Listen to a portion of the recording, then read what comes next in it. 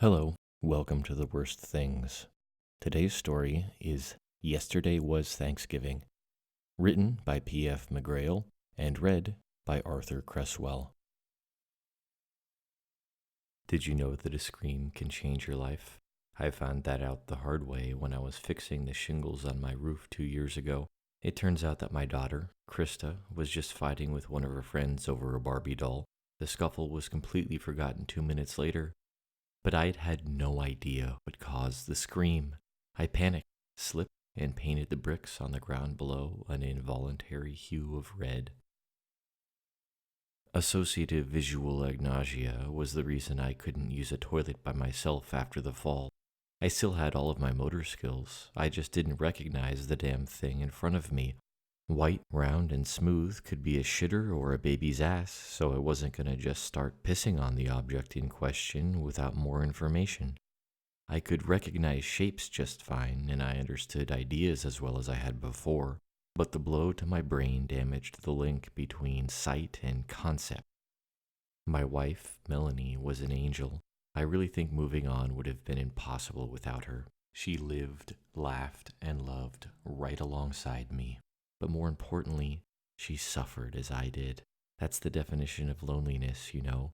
It's not whether you share the good times that determines how alone you are. It's whether your own pain causes someone else to hurt.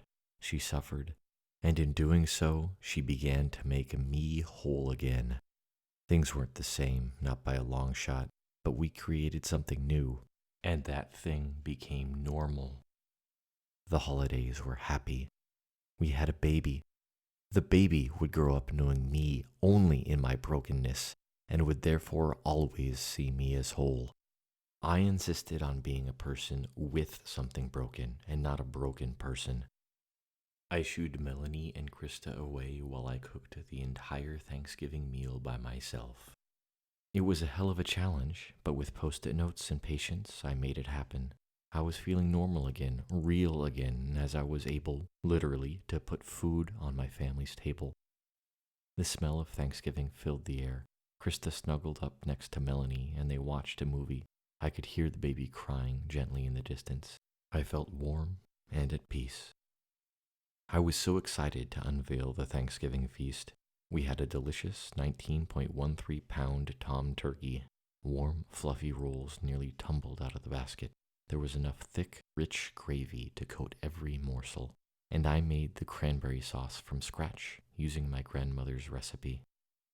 I instructed my family to sit down at the table as I presented the turkey, piping hot and fresh from the oven. Did you know that a scream can change your life? I had to put the turkey down just to cover my ears. Why were both of them shrieking with such ungodly terror? I looked at the table. Wait, something was different, not right. What did that shape mean?